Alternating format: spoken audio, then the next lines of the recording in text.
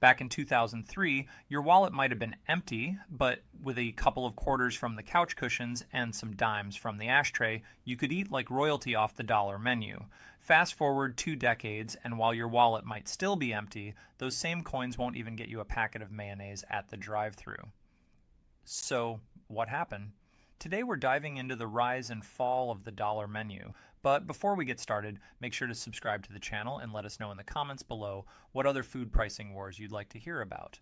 Alright, time to ask your parents for some spare change. In 1989, Wendy's introduced America to its first budget-friendly side menu aimed at cash-strapped customers. They called it the Super Value Menu because, let's face it, mild-mannered value menu just doesn't have the same ring to it.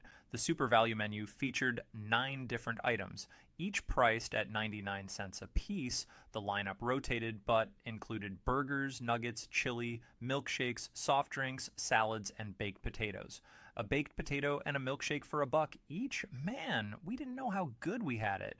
And honestly, if you've never dipped a potato into a milkshake, you're missing out. As 1989 turned into 1990 and the United States entered a recession, more fast food chains wanted a bite of Wendy's share of the budget-friendly market. Many, including Taco Bell and McDonald's, permanently slashed prices on specific menu items to keep up with Wendy's low-cost offerings. Wendy's was setting the pace, and everyone else was scrambling to catch up, but it wasn't until 1998 that another fast food heavyweight took Wendy's idea of a dedicated cheap menu and ran with it. That bold competitor was Burger King. His Highness's big idea, the 99-cent Great Taste menu. Okay, we really need to work on these menu names. Part of the magic of the dollar menu is that it doesn't take long to say, so you can spend those precious extra seconds stuffing your face with cheeseburgers. The delicious yet affordable offerings on the 99-cent Great Taste menu included the Whopper Jr., a bacon cheeseburger, a small milkshake, 5-piece chicken nuggets, and medium onion rings. That's a whole lot of stomachache for just $5. The king unveiled this regal new menu during the It Just Tastes Better marketing campaign, aiming to appeal to customers' taste buds and wallets while steering them away from McDonald's. Believe it or not, despite its dominant position atop the fast food chain, McDonald's was slow to respond with a value menu of its own. While McDonald's didn't invent the value meal, appealing to customers with low prices has always been part of their business model. In 1958, they became the first fast food chain to sell what we now think of as combo meals, bundled items that increased efficiency and offered customers more bang for their buck. One iteration of this combo meal was the All-American 3-course meal, which consisted of a hamburger, french fries, and a milkshake. And while it definitely wasn't a 3-course meal, it was undeniably American, and it cost only 52 cents. Nowadays, if you walked into a McDonald's with nothing but a pair of quarters in your pocket, they'd have Grimace break your legs. McDonald's often marketed these deals toward the nuclear family with slogans like, "You deserve a break today," and "McDonald's the closest thing to home." In 1979, to further reel families in, McDonald's introduced what may be the most recognizable combo meal of all time, the Happy Meal. The original Happy Meal cost $1.15 and included a burger, fries, a soft drink, a cookie, and a special prize, which, among other things, featured a McDoodler stencil, a McWrist wallet, or a McDonaldland character eraser. That prize list sounds like the kind of trinkets you'd find in the manager's junk drawer. The rise and fall of the dollar menu is a tale of shifting economies, fierce competition, and changing consumer expectations. So, next time you're scrounging for change and longing for the good old days, remember how the fast food landscape has evolved. And maybe keep an eye out for those hidden gems that still offer a taste of nostalgia without breaking the bank. But hey, at least it only cost $1. With the addition of Ronald McDonald and the iconic McDonald's Playplace, the corporation had everything it needed to lure in families with limited cash and bored, rambunctious kids. But as the 70s rolled into the 80s, McDonald's shifted their focus from the kiddos to the grown-ups. In 1985, they introduced value packs, which, let's be honest, sounds more like a bulk toothpaste deal than a delicious meal. Seriously, are the folks naming these things allergic to good ideas? Just like the all-American meal before them, these packs included a burger, fries, and a soft drink. The kicker, it was cheaper to buy them bundled than purchasing each item individually. Then, just 2 years later, McDonald's unleashed supersizing upon the world. Yep, supersizing, offering even bigger portions piled onto your tray for just a few extra cents. But as time went on, Mickey D's became less innovative, more chains rose to compete in the fast food marketplace, and they all wanted a piece of the clown. The tastiest piece. After all, several members of the McDonald land cast are technically edible. Ronald could just be a giant French fry in face paint. McDonald's had to fend off competing bargains like Burger King's $1 Whopper and the 79-cent deals from Taco Bell. By the turn of the millennium, McDonald's was getting so thoroughly rinsed by rival chains that its stock price dropped 39% in just 1 year. They had to adapt if they wanted to keep slinging burgers. In other words, it was time for the dollar menu. In an effort to save their struggling corporation, McDonald's launched its internal plan to win strategy, presumably after realizing their plan to do nothing strategy wasn't cutting it. Part of this exciting new plan was the creation of their very own value menu. In 2002, they rolled out the dollar menu. For just $1 a pop, customers could enjoy the delectable McChicken sandwich, the ever-tasty McValue fries, or even the fruit and yogurt parfait, which is really just pie in a cup. The hope was that customers would be lured in by the cheap and delicious dollar menu and then splurge on pricier items. So sure, the ice cream sundae is only $1, but pair that with a couple of Big Macs and a 10-piece chicken McNuggets, and you've spent over half your paycheck before the weekend's even over. McDonald's makes a tidy profit, or so they thought. But those results never materialized. In fact, the dollar menu actually encouraged people to spend less money. Within the first month of its debut, the average customer was spending 3 cents less per visit than before. And when you're only making a few bucks on every order, those cents add up. It wasn't long before some locations started bleeding cash, like the Hamburglar was shaking them down for protection money. The biggest dollar menu offender was the double cheeseburger, which many franchise owners complained was set at an unsustainable price. They felt no one would spend $4 on a Big Mac when they could get a perfectly delicious alternative for a quarter of the price. Customers would stroll in, order tap water and a couple of double cheeseburgers from the dollar menu. And depending on local labor and costs, the franchise might actually lose money on the transaction. Nobody wants to lose money on a McDonald's. That's no fun. Some rebel franchise owners fought against the tasty tyranny of the dollar menu by raising the price of the double cheeseburger at their own locations. Without getting corporate approval, some bumped it up to $1.19, others to $1.39. The issue became so significant that McDonald's eventually replaced the double cheeseburger on the dollar menu with the McDouble, which had one less slice of cheese. This slight change helped reduce costs and ease franchisee concerns, but it was clear that the dollar menu was a double-edged sword. Even in places like Manhattan, some McDonald's locations never sold the double cheeseburger for less than $2 due to franchising agreements. They were well within their rights to set their own prices, even if it meant stepping out of line with McDonald's national marketing campaigns. As years passed, McDonald's clung to the dollar-priced double cheeseburger for nearly a decade. The company had to reassure its franchise owners that a more sustainable business model was on the horizon. The only hitch? They needed to come up with one first. By naming their low-priced menu the dollar menu instead of a value menu like many competitors, McDonald's had backed itself into a corner.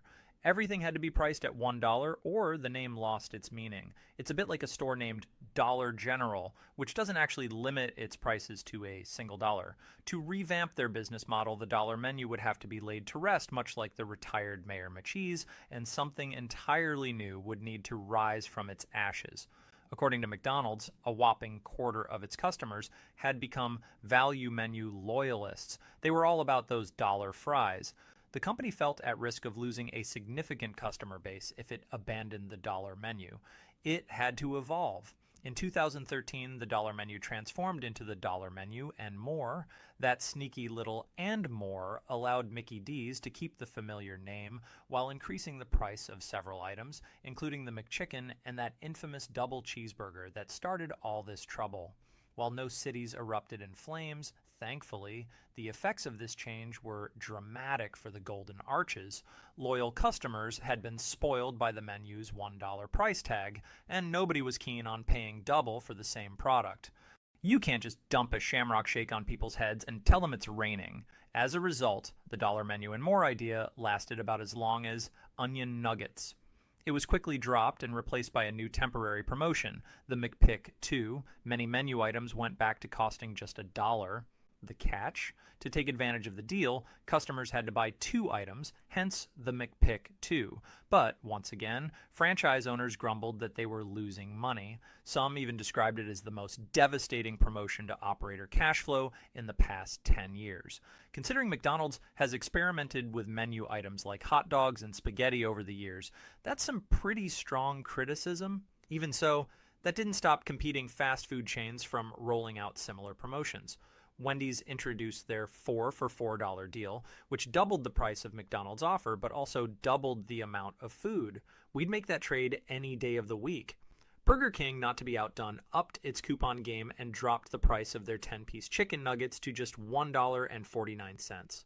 Fast food lovers across the nation rejoiced, mouths full of thrifty cheeseburgers.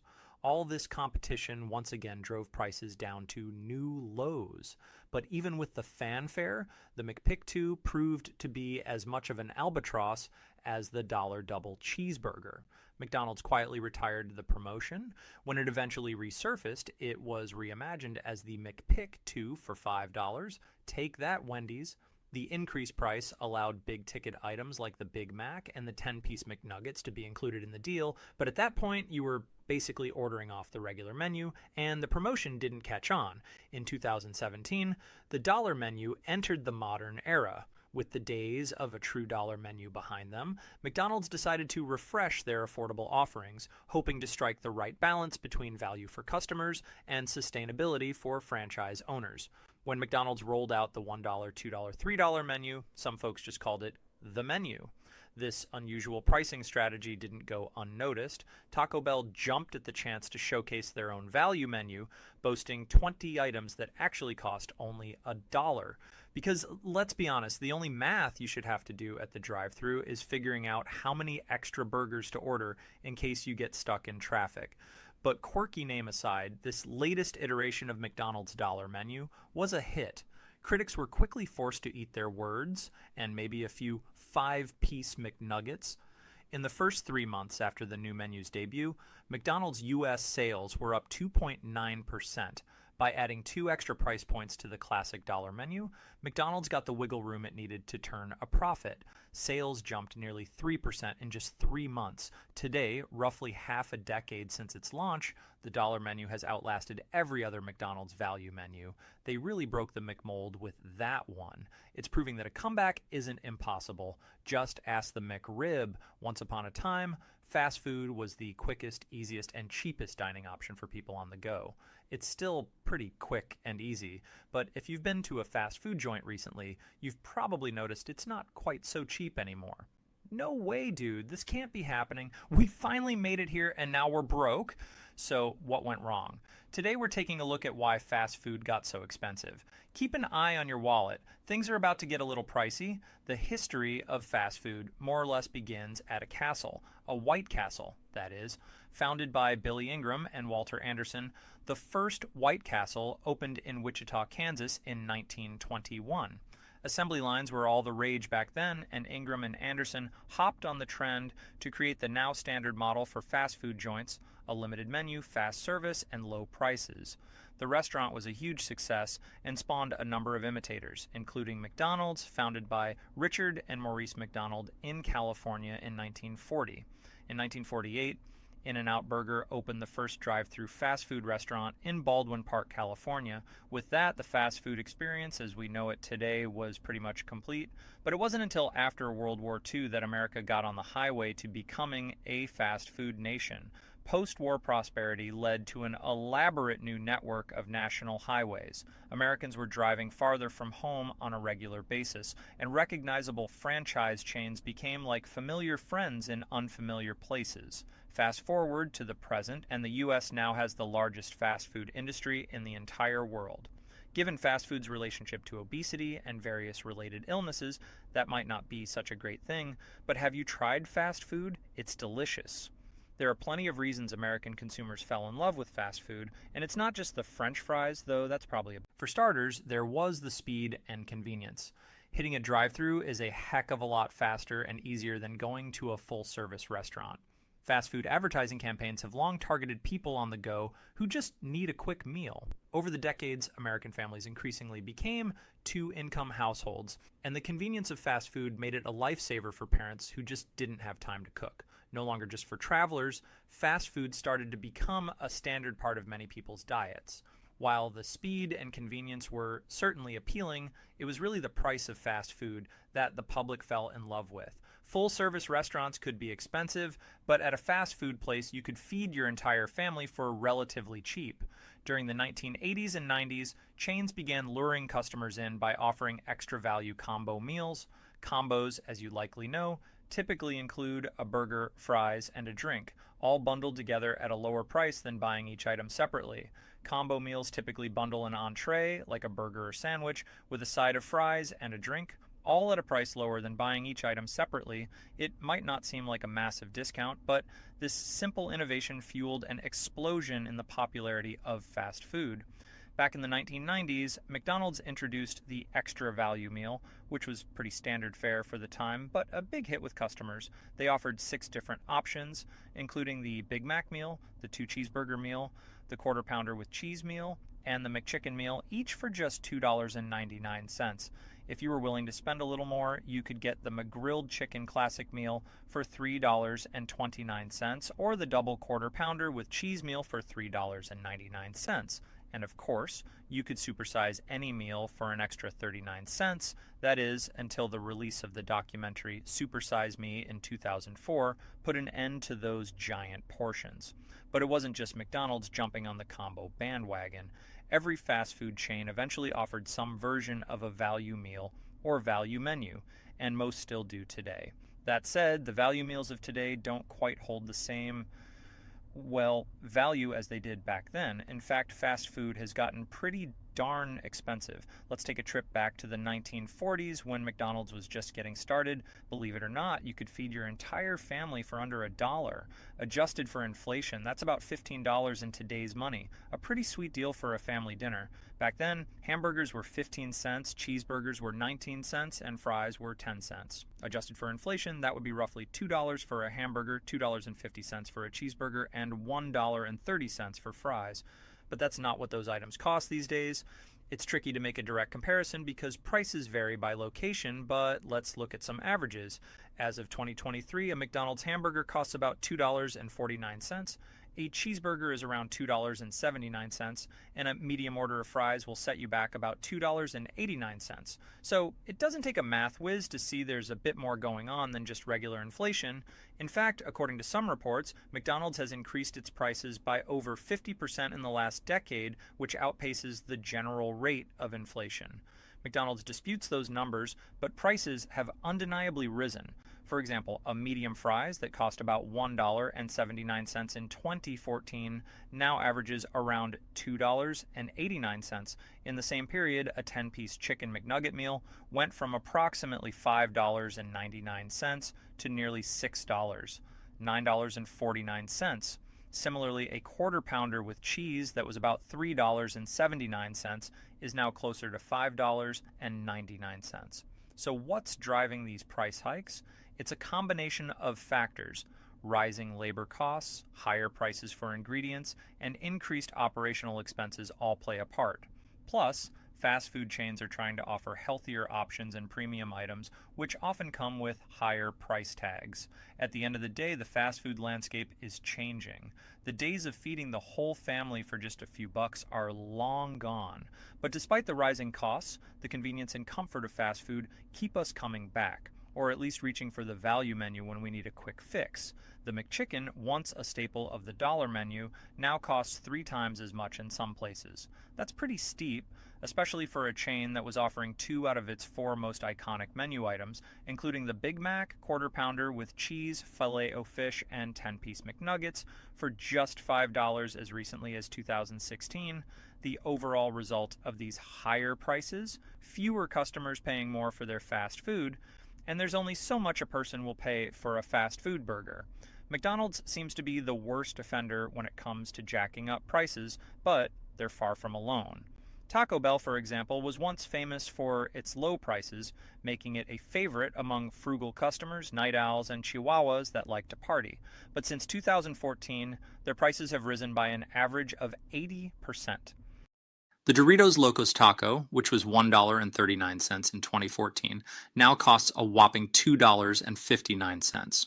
A cheesy gordita crunch went from $2.49 to $4.99. And don't even get us started on the beefy 5-layer burrito, which now costs 132% more than it did in 2014. Even the Chihuahua would have trouble stomaching that. Meanwhile, menu prices at Popeyes are up the same 80%.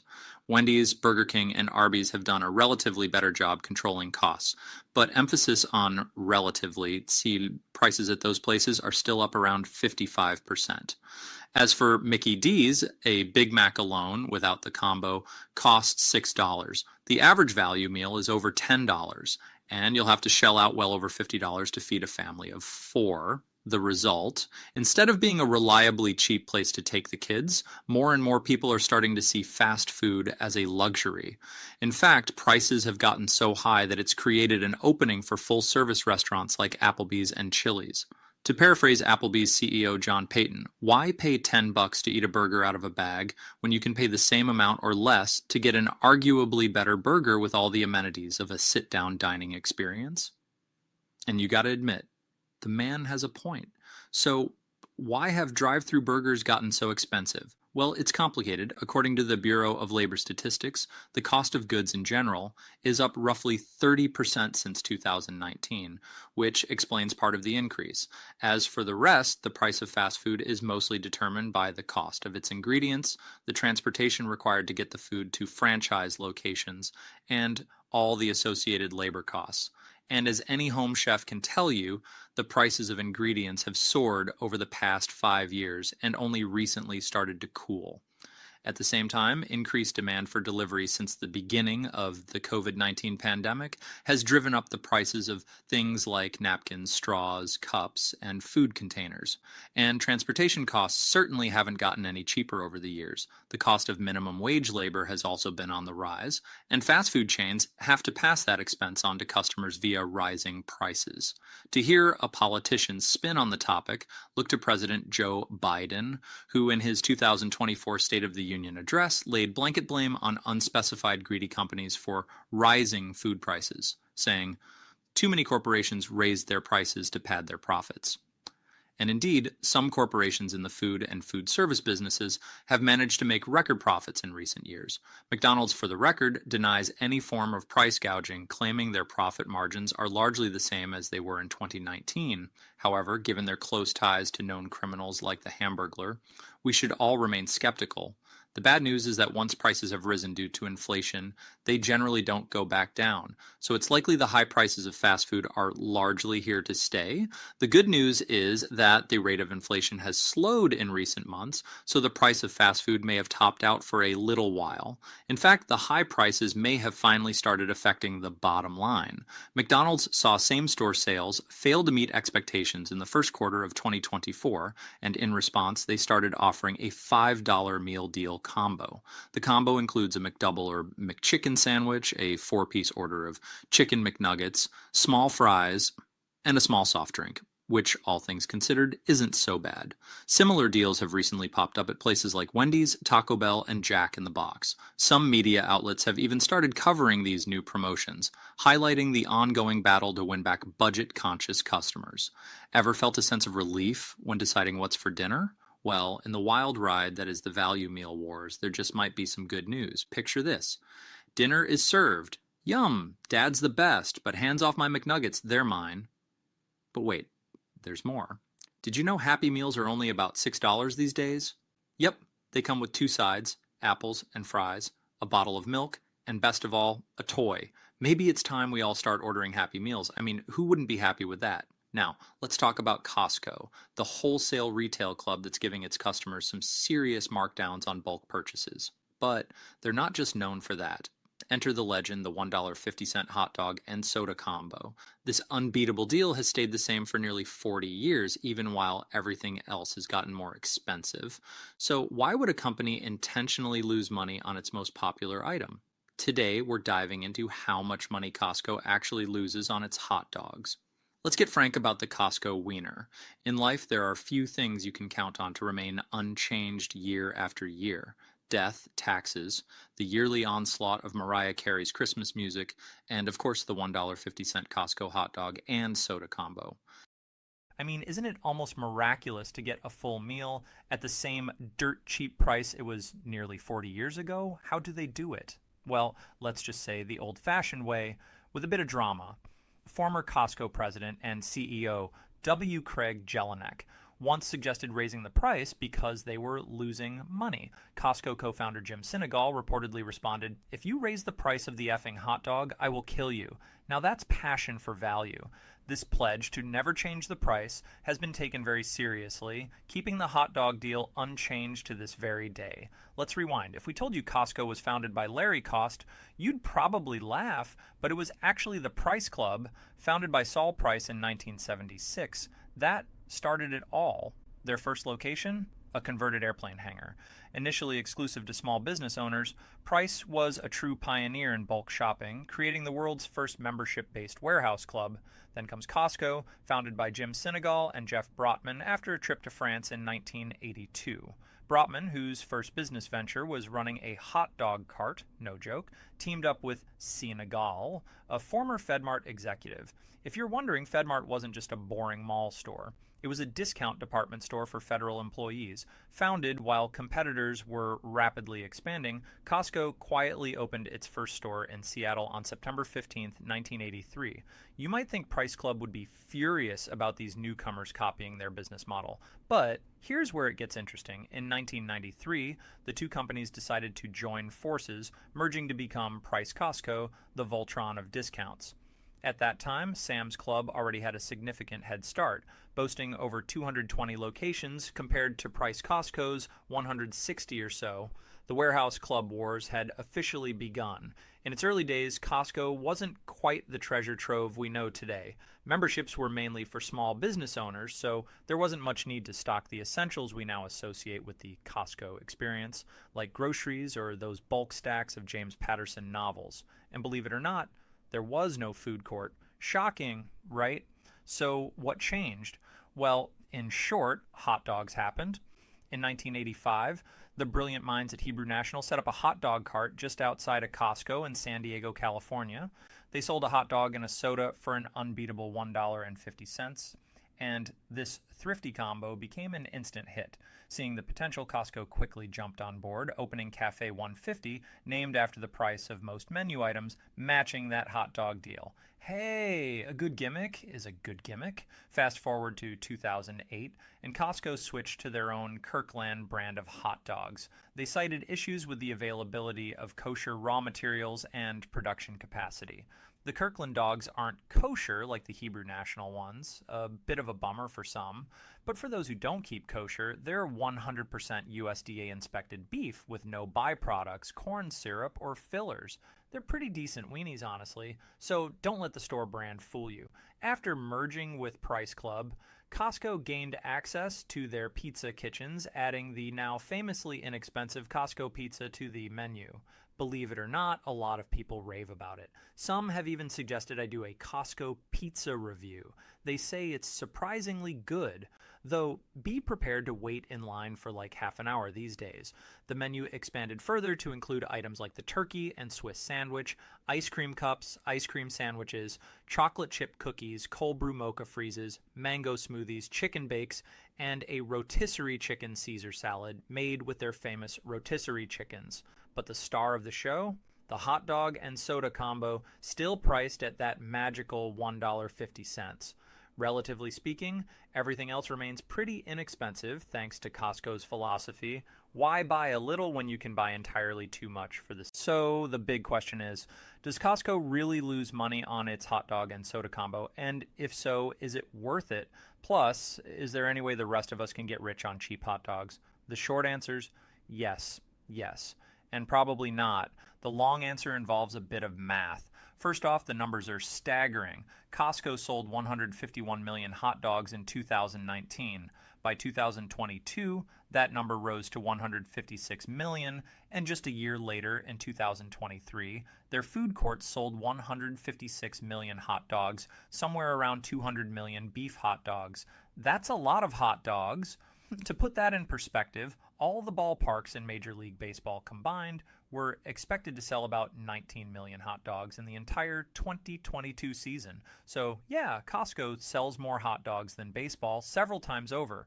It's not even a competition. At $1.50 per combo, that's $300 million worth of hot dogs and sodas in 2023 alone. Sounds impressive, right?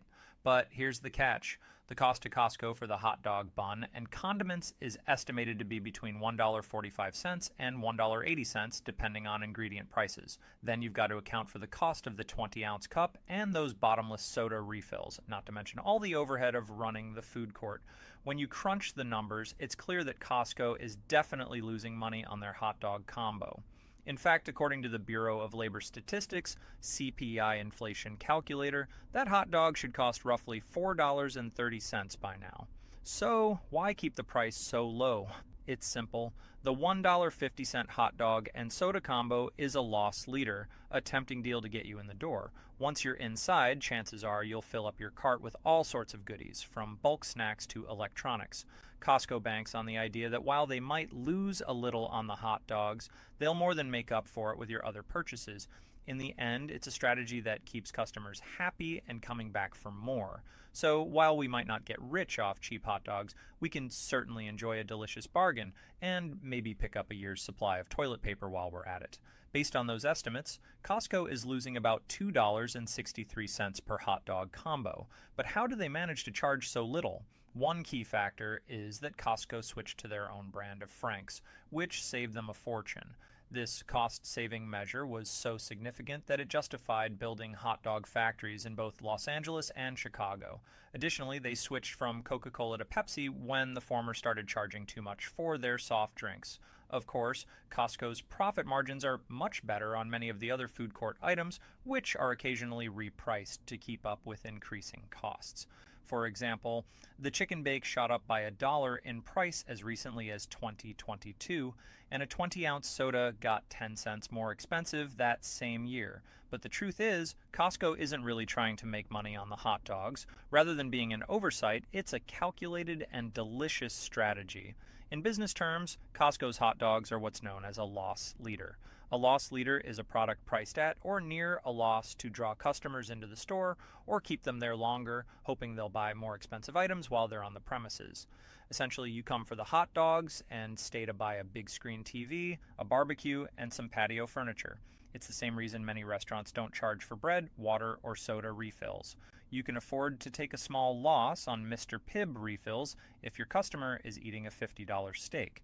And the hot dogs are far from being Costco's only loss leader. The company is also famous for its ridiculously inexpensive $5 rotisserie chickens, of which they sold 137 million in 2023.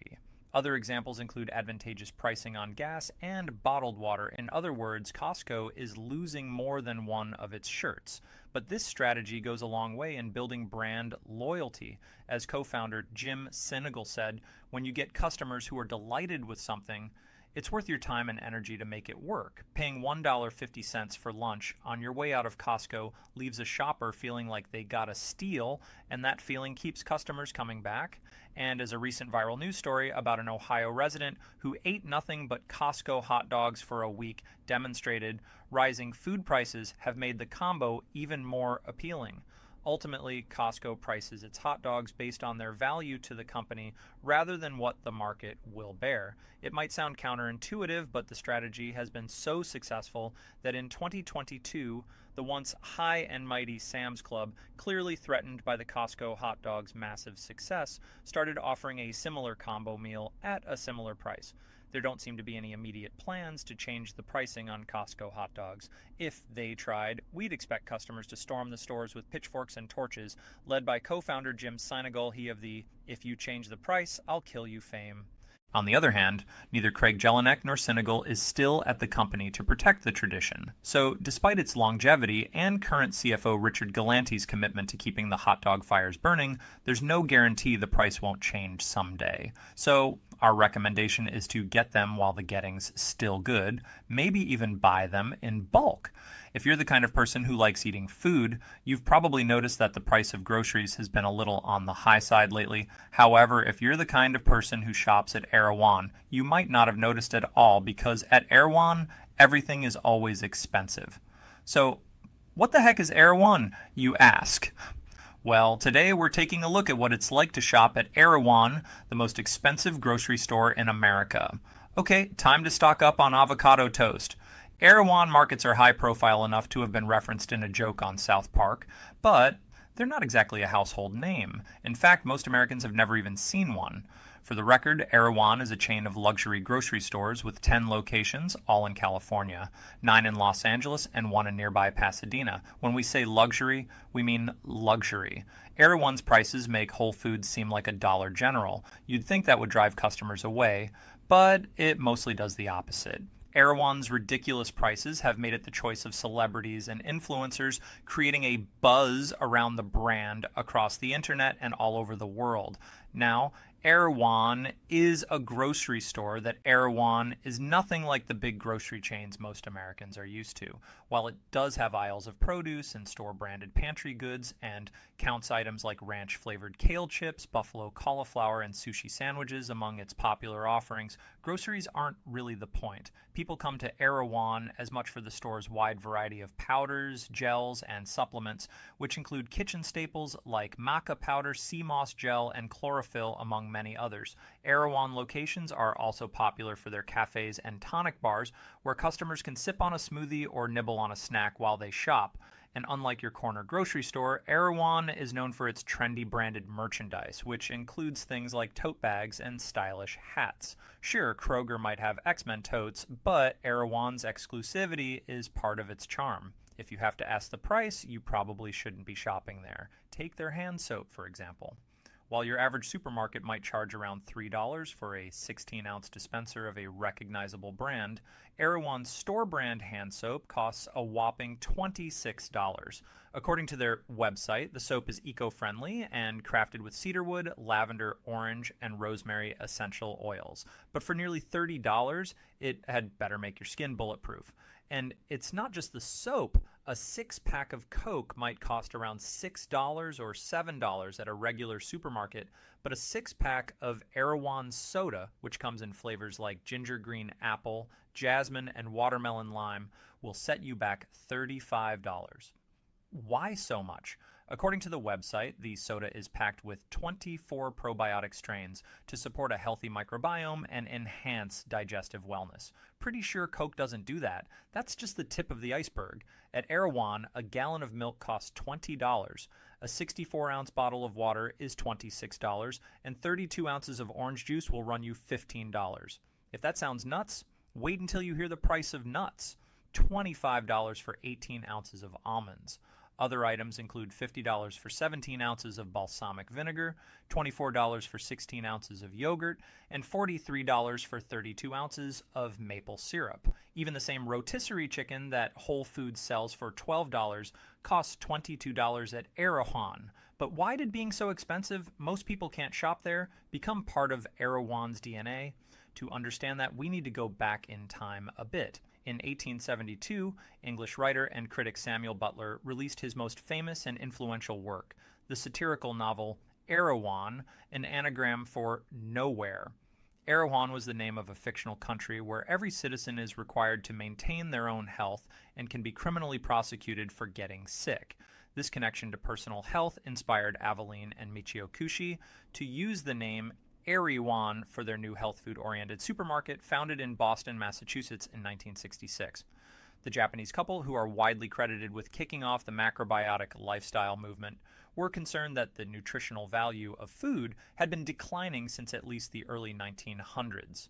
Their desire to address these concerns and monetize them led them to open the first Erewhon store. The original location was a small stall with a counter and a few shelves in a basement market, but it quickly became successful. They soon relocated to a larger building across the street and eventually moved to Los Angeles, California. However, life in the big city was tough, and the initial success was followed by decades of financial struggle. Mismanagement plagued the business, and the Kushi's controversial claim that the macrobiotic diet could cure AIDS didn't help. The store went bankrupt and was eventually sold to employee Tom Diva in the early 1980s. Diva and his wife then transformed Erewhon into a new age place where you couldn't buy red meat, setting the stage for the high-priced, health-centric Erewhon we know today. Their strategy has since evolved, focusing on premium products and creating a brand that's synonymous with luxury and exclusivity in the grocery world. The story of Erewhon really took off in 2011 when Tom Diva's widow sold the last remaining store to Tony and Josephine Antosi. The Antosis had recently made a fortune selling their Italian foods business and decided to buy the LA location on what was essentially a whim. Despite the impulsive purchase, the savvy couple transformed Erewhon into the upscale supermarket we know today.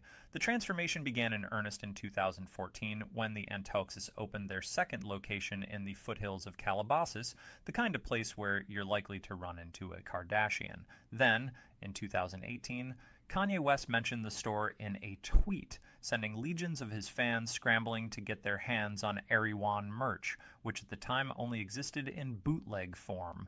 But what really turbocharged Erewhon's popularity was the COVID-19 pandemic in 2020, which made grocery stores one of the few places people could still visit. During the pandemic, Erewhon capitalized on the rise of online influencers. They partnered with TikTok creator Tinks on a celebrity smoothie, which became so successful that celebrity smoothie partnerships have since become a staple of the Erewhon brand. Celebrities like Bella Hadid and Kourtney Kardashian have joined in, and these smoothies, which can cost between $16 and $20, have become Erewhon's most buzzworthy product. In 2022, Erewhon exploded on TikTok after Hailey Bieber's strawberry glazed smoothie went viral, creating a tidal wave of Erewhon-themed content that earned hundreds of millions of views. The combination of high prices and high-profile endorsements has made Erewhon a hotspot for celebrity sightings, attracting the likes of Miley Cyrus, Cara Delevingne, Jake Gyllenhaal, ASAP Rocky, and Hilary Duff. The company makes no apologies for catering to wealthy celebrities and influencers, cementing its image as a trendier, more exciting version of Whole Foods. It's basically Cartmanland for rich people. So what's it like to shop where Jake Gyllenhaal shops? Erewhon locations are often described as beautiful.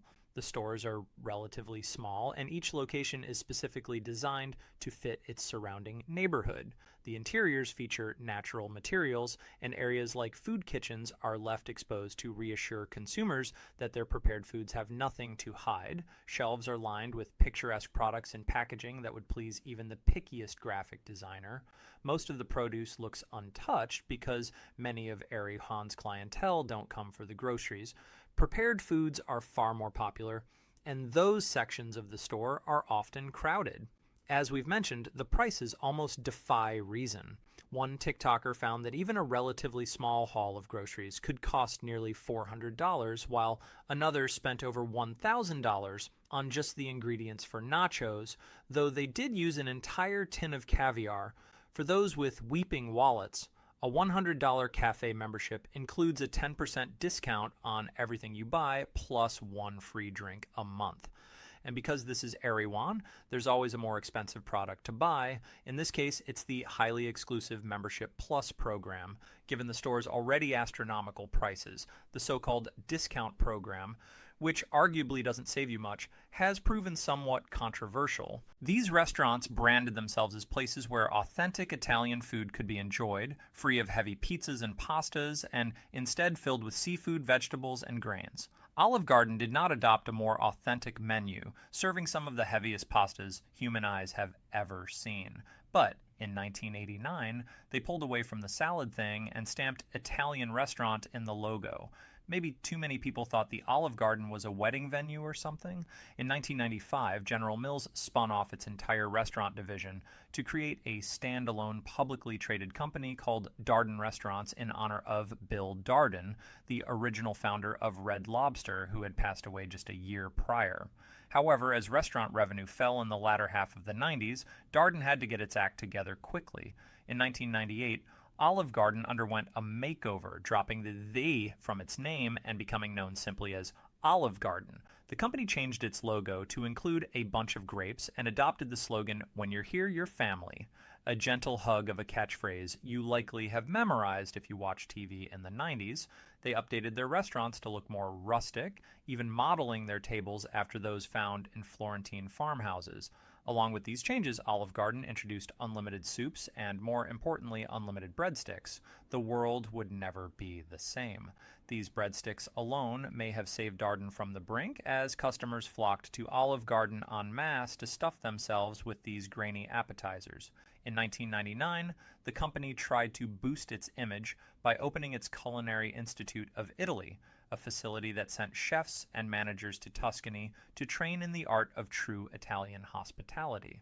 While some online sources claim the Culinary Institute didn't actually teach employees much about Italian cooking and served more as a photo op for Olive Garden's corporate side, the company still sent over 100 lucky employees there every year while in operation.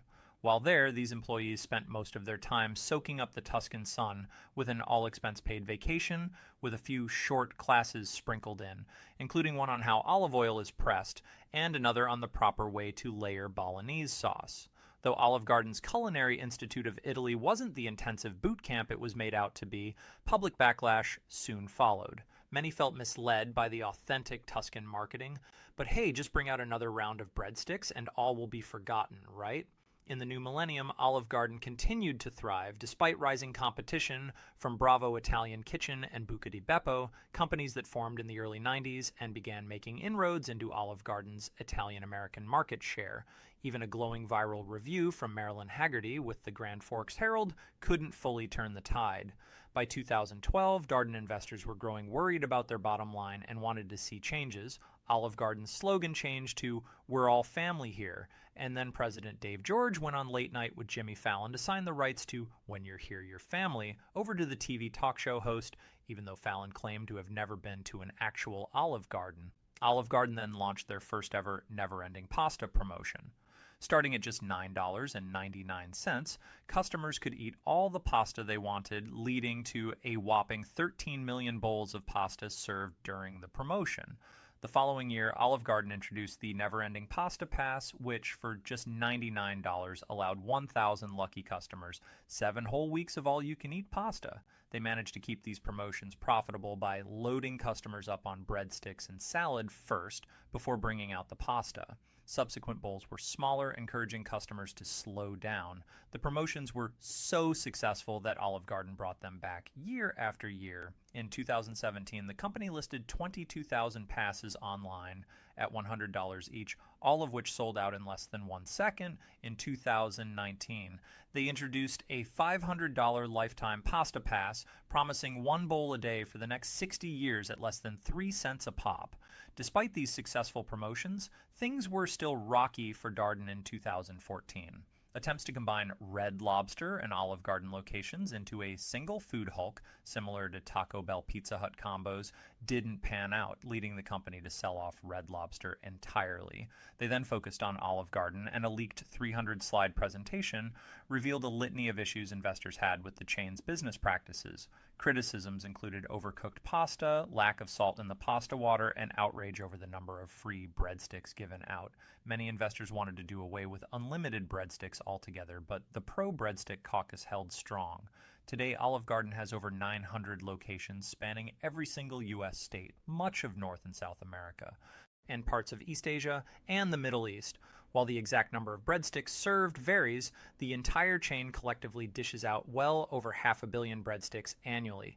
After the 2014 uproar, servers now apparently serve 1 breadstick per person, per table, plus 1 extra as a gesture of goodwill. Guests can still request more if they want refills. Despite the changes, Olive Garden continues to thrive, generating nearly half of Darden Restaurants' $9.5 billion in yearly revenue. This means Olive Garden outsells Cheddar's, Yard House, and Longhorn Steakhouse combined. While many other chains around America have faced slowdowns, Olive Garden's enduring popularity proves that a never-ending supply of breadsticks can indeed make dough. Millennials, known for ditching chain restaurants in favor of more unique local experiences, seem to have carved out a corporate-sized exception for Olive Garden. Millennials apparently love the place so much that about 30% of all Olive Garden patrons come from Generation Y, overrepresenting their share of the U.S. population by a whole 6%. According to a 2023 study conducted by Yelp, Olive Garden is the most popular brand in California, America's most populated state. While the restaurant chain ranked 15th nationwide, the Golden State can't seem to get enough of its pasta goodness. For those on the other coast, Olive Garden's Times Square New Year's Bash is the best way to empty your wallet fast. This $400 celebration features a buffet, 3 separate bars, a DJ, and an allegedly mediocre view of the annual ball drop. I mean, it is a giant ball. How great can the view be? You might be wondering, whatever happened to the iconic slogan, "When you're here, you're family"? After holding on to the slogan for half a decade, Jimmy Fallon finally sat down in an Olive Garden for the first time with known Olive Garden connoisseur Post Malone. During this dinner, Fallon surprised Post Malone by gifting him the rights to the slogan, a move we can only hope will lead to every future Post Malone video inexplicably taking place in an Olive Garden. We've all indulged in those ready-made meals at the supermarket, even though they're usually not the kindest to our wallets. But there's one supermarket staple that continues to satisfy both our taste buds and our bank accounts: the rotisserie chicken. These slow-cooked supermarket saviors have been a favorite for frugal customers seeking a scrumptious meal. But how are they so affordable? Is there a dark secret behind these tasty birds? Today, we're finding out how rotisserie chickens are so cheap. Time to go for a spin, rotisserie style. In medieval times, the period, not the restaurant, European citizens ditched the handheld sticks of their primitive forebears in favor of more sophisticated devices. Using hand-cranked levers, they spun various meats over a fire or coal hearth until the food was adequately appetizing. Beef, pork, and roasted duck were popular choices, but there was one protein that always satisfied the lords and ladies of the time: chicken. Legend has it that King Richard the Lionheart got himself into hot water over a rotisserie chicken. According to the story, he ducked into a local eatery for rotisserie chicken behind enemy lines. Lured by the luxurious odors of fire-cooked fowl, his enemies seized and arrested him. Worth it? Unlike the French fry, the term rotisserie has its origins in France. The French word rôtir, to roast, was expanded to rôtisserie, a shop that sells cooked meat. Eventually, Parisian shops began selling skewered and fire-spun birds to the public, and by the late 1300s, rotisserie chicken had become a cultural mainstay. In fact, the most famous emperor in French history, Napoleon Bonaparte, was a die-hard rotisserie fan.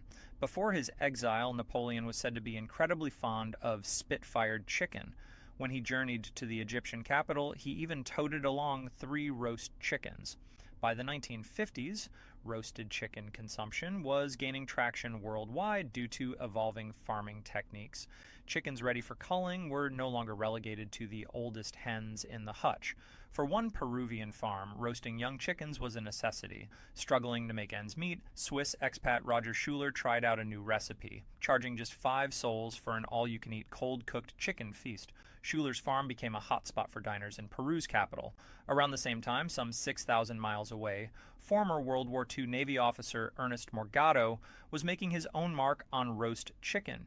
He hawked his teriyaki rotisserie stands at fundraisers across Hawaii, leading to a Guinness World Record for the biggest rotisserie bash of all time, with nearly 50,000 pieces of roast chicken served for charity. This Hawaiian take on rotisserie was a clear sign of things to come. In 1991, an American country music legend brought rotisserie chicken across the Atlantic. Debuting in Coral Springs, Florida, Kenny Rogers Roasters was helmed by the titular troubadour and former Kentucky governor turned KFC CEO John Y. Brown Jr. Featuring rotisserie chickens by way of wood-fired spits, the chain quickly expanded to hundreds of locations. Unfortunately, another U.S. chain was about to take roast chicken to the next level, originally known as Boston Chicken. This regionally beloved rotisserie spot eventually blossomed into Boston Market, with a full-blown commitment to bringing rotisserie chickens to Americans. Boston Market expanded from the Northeast to locations across the country. Known for heavy advertisements and a rapid takeover of quick-service poultry dishes, Boston Market had certainly cornered the market. Perhaps knowing when to fold them, Kenny Rogers soon shuttered his stateside roasters and shipped his spinning spits overseas. But even the mighty Boston Market could be toppled. Burdened with debt due to their franchise crusades, Boston Market soon trembled in the shadow of a brutal competitor. Deciding to cut out the middleman, markets and grocery stores got in on the rotisserie action with better prices, easier access, and a whole new reason to stop and shop. Grocery store rotisserie quickly became a customer favorite. Rotisserie chickens have become one of the least expensive options for families, making them a dependable choice for just about anyone. Buying a fully prepared bird is often a fraction of the cost of making one at home, and it's usually cheaper than buying an uncooked chicken from the same store. But with so much meat for so little coin, one starts to wonder what's really going on behind the scenes. Unlike their fancy wood-fired or coal-simmered counterparts, supermarket rotisserie chickens are usually roasted in large industrial ovens until they reach the appropriate food temperature and traditional brown skin. Unfortunately for clean-eating foodies, these store-bought birds come with a few added ingredients. First, the chickens are injected with a predominantly saltwater-based slurry, along with additives including sugar, MSG, and various FDA-approved preservatives. This brine keeps the chickens plump and moist on the spit, while adding that savory flavor we associate with rotisserie chickens. So, while it may not sound appetizing, the end result is delicious. Costco introduced their line of ready-made rotisserie chickens in 1994. These pre-bagged birds were an instant hit with shoppers. Rotisserie chicken sales have been climbing ever since. From 2022 to 2023, Costco locations saw an increase in rotisserie sales to the tune of 20 million chickens. The phenomenon is unstoppable. Kroger locations also became early contenders in the rotisserie race. Even organic markets like Whole Foods have had tremendous success with their popular organic rotisserie chickens. Though these birds might cost you a pretty penny, they still sell for less than half the price of an organically raised raw chicken. Despite the injections with hard-to-pronounce ingredients and the less interesting roasting methods, the low cost of supermarket rotisserie chickens usually has little impact on overall quality. As so-called loss leaders, rotisserie chickens are sold at a loss to lure in customers, hoping they'll spend more money on other items. Think of the Costco hot dog, it's a similar strategy. While rotisserie chickens are rarely consumed in store like the Costco hot dog, they still give shoppers one more reason to stop by and grab a few items. Before Boston Market and grocery stores got a hold of the concept, rotisserie chickens weren't always such a steal. Adjusted for inflation, a cooked chicken in the 1970s was far more expensive than today. Since 2009, Costco has maintained the low price of $4.99 for a whole rotisserie chicken.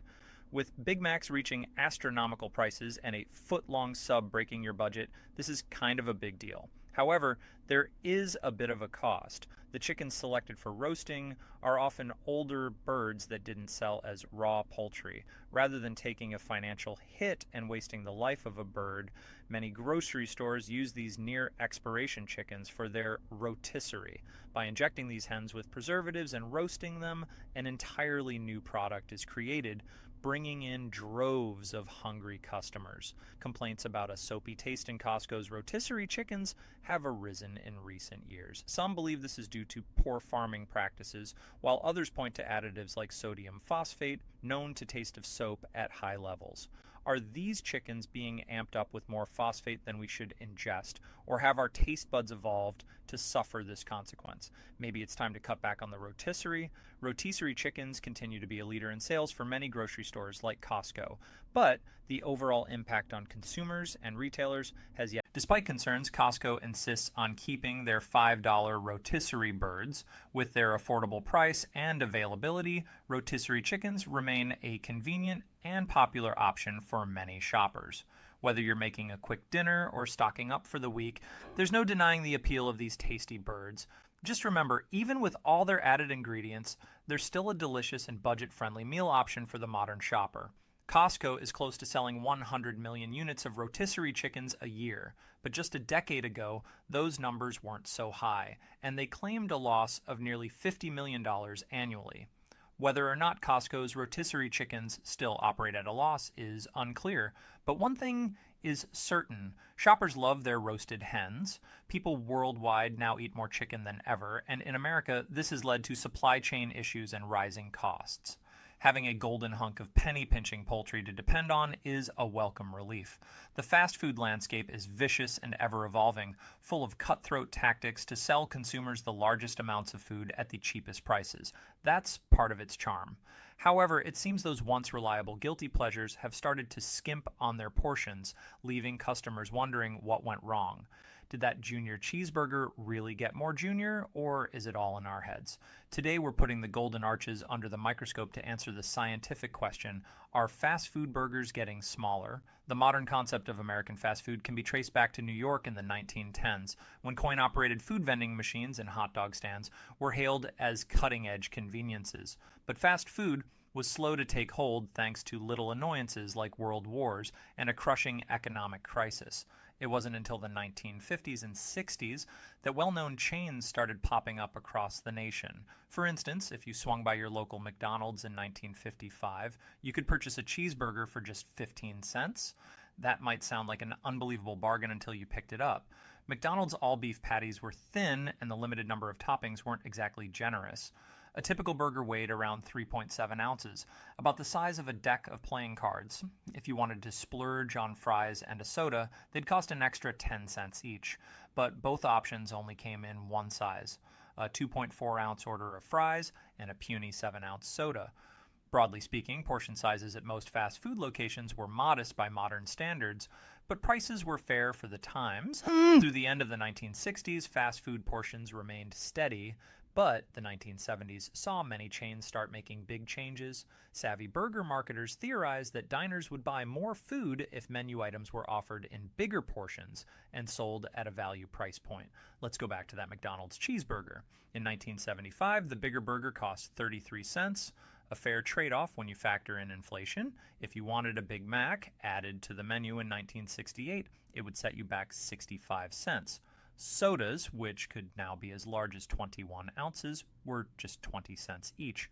You could eat like a king for just under $1, even in the 70s. It's not clear which chain started the trend, but bigger portions slowly took hold of the industry.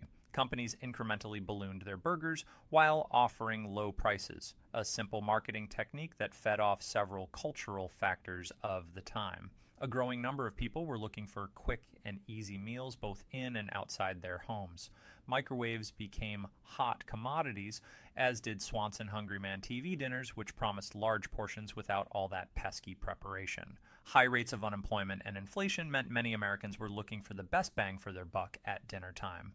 With more women entering the workforce to make ends meet, fast food became a time-saving way to feed a growing family. More people were eating fast food than ever, and they expected more food than ever. This fueled the growth of the fast food industry. But competition was intense. As more fast food chains sought their own slice of the pie, individual brands struggled to stand out. Their solution? Make a bigger pie. The 1980s is often referred to as a decade of excess. After overcoming the economic strife of the previous decade, Americans were ready to live it up. Everything was big: the hair, the houses, the shoulder pads, and especially the food. Most chains offered small, medium, and large sizes, and every big-name chain scrambled to be known as the biggest, best, and cheapest in town. Ultimately, McDonald's, Burger King, and Wendy's vied for the fast food throne in a brutal battle known as the Burger Wars. Wendy's fired the first and most deadly shot with the now iconic ad spot in 1984, featuring a little old lady demanding to know why her burger was so small. The "Where's the Beef" campaign was an immediate success, boosting Wendy's sales by 31%, raking in $945 million in 1985. People across the globe still quote the commercial today, even if they don't know where it came from. Of course, the clown and the king couldn't stand such an insult. This was war. The rest of the 1980s were stained red with ketchup as chains targeted each other with increasingly inflammatory marketing campaigns. Each chain upped the ante by stuffing their buns with more patties and heavier helpings of toppings. Things really started to heat up in 1987 when McDonald's rolled out the option to supersize its already large fries and drinks. Supersized servings offered a heaping 7 ounces of fries and an astounding 42-ounce soda for an additional 39 cents. It was such an incredible deal that the supersize option, originally intended as a summer promotion, stuck around for 17 years. In a tie-in with the 1993 release of Jurassic Park, McDonald's briefly renamed the supersize promotion to Dino Size because, hey, even a T-Rex needs something to wash down that live goat, right? Might as well be 42 ounces of Coca-Cola. The 1990s were all about larger-than-life portion sizes. A 2003 study reported that between 1977 and 1996, most fast food categories experienced a drastic increase in food quantity. Soft drinks went up to an average of 19.9 ounces. Hello, super big gulp. Cheeseburgers increased to an average of 7.3 ounces, nearly half a pound per patty. Great news for the beef-loving public. But as the burger wars came to an end, a new conflict started brewing, the giant pizza war. For a short and glorious moment, Domino's, Pizza Hut, and Little Caesars competed to put out the biggest pizzas known to mankind. Little Caesars kicked things off with the Big Cheese Pizza, an 11.25-inch by 22.5-inch monstrosity for just $8.88, around $19.40 in today's money. Pizza Hut followed with the Bigfoot Pizza, offering a 2-foot-long by 1-foot-wide dining experience for $10.99, around $24 today.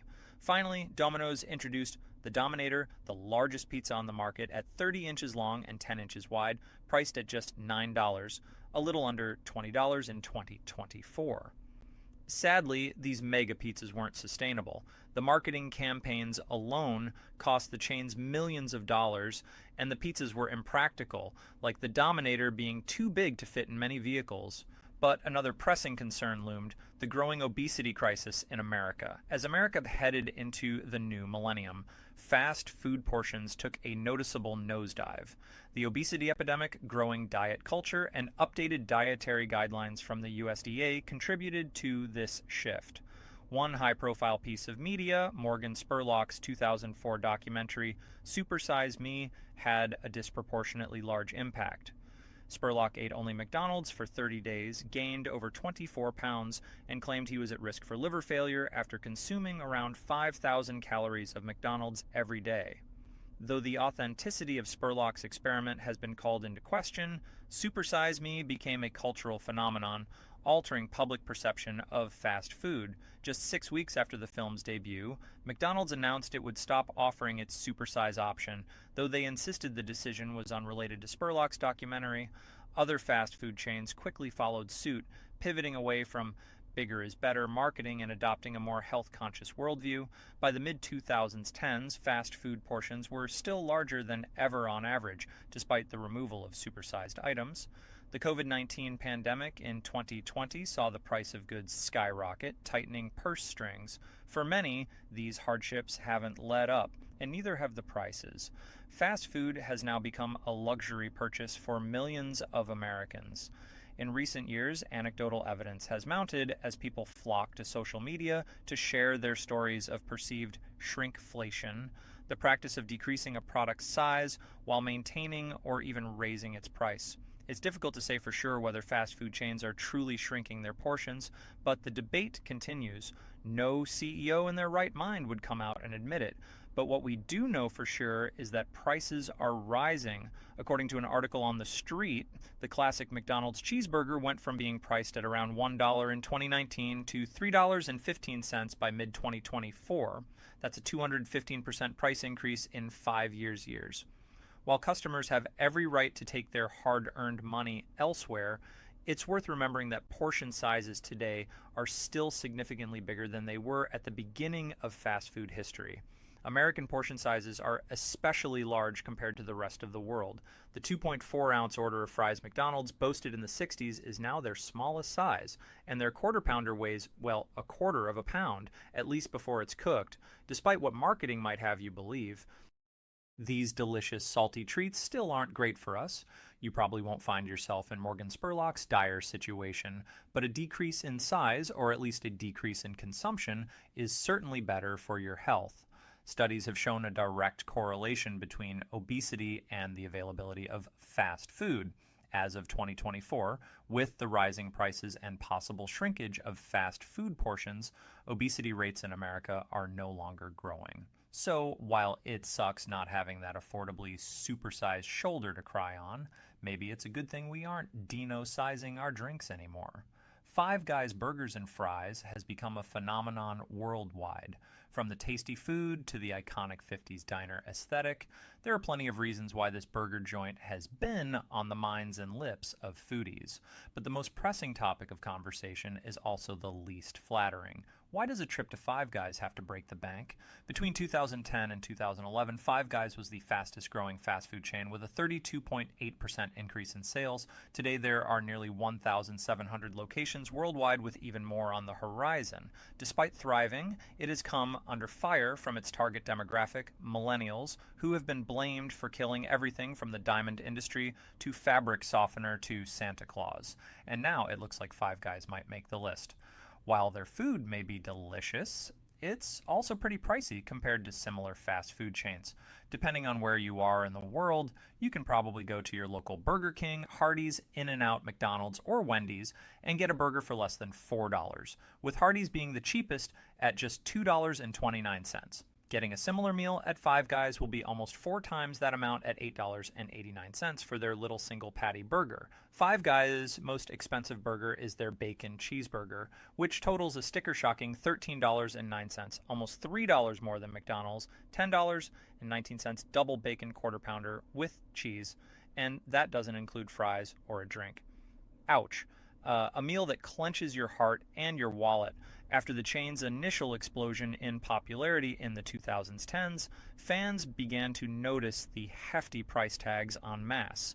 The controversy has taken fresh form in recent years as people take to social media to air their grievances about what some call highway robbery. So, why is Five Guys so expensive? There are a few key reasons. Fresh ingredients. Five Guys prides itself on using fresh, never frozen beef and high-quality ingredients. This commitment to quality comes at a cost. Customization. The menu allows for a high level of customization with various toppings available at no extra charge. This flexibility adds to the overall cost. Portion sizes. Five Guys offers generous portion sizes, especially with their fries, which are often overflowing. Labor costs. Paying their staff above average wages contributes to the higher prices. Ambiance and experience. The 50s diner aesthetic and casual dining experience are part of what makes Five Guys unique. While Five Guys fans defend these aspects, detractors argue the prices are excessive. It's clear that the debate continues, but for now it seems that the quality and experience offered by Five Guys justify the higher cost for many customers. What do you think? Are Five Guys prices worth it for the quality and experience, or do you prefer to get your burger fix elsewhere? Let us know your thoughts. Indeed, there are many reasons why Five Guys is a comparatively costly fast food option, and these reasons go beyond just the founder's ambitions. Let's take a step back to where it all began. The year 1986, the place Washington, D.C., the scene a burger joint revolution. Jerry and Janie Merle had saved up $70,000 for their 4 sons' college education. Realizing that their oldest boys weren't exactly the scholarly type, they gave them an ultimatum: get a degree or start a business. Their sons chose the latter. That same year, the Merle family used their savings to open their first carry-out burger restaurant in a shopping center in Arlington, Virginia. Jerry and his sons, Matt, Jim, Chad, and Ben, became the titular Five Guys on the sign. 2 years later, the Merles had another child, a 5th son named Tyler. Jerry humorously removed himself from the equation and decided the restaurant would be named for his 5 sons. Despite this, Jerry remained actively involved in the business. Five Guys evolved over the years as the Merles perfected their burger-making craft. They adopted a simple yet effective approach. The food was always fresh. Their buns were made daily by a bakery in the same shopping center. Burger patties were hand-formed. Free peanuts were regularly refreshed, and ingredients were never frozen. This commitment to freshness, along with their signature French fries cooked in peanut oil, garnered a cult following. Even the Pentagon took notice, attempting to place a delivery order for 15 burgers.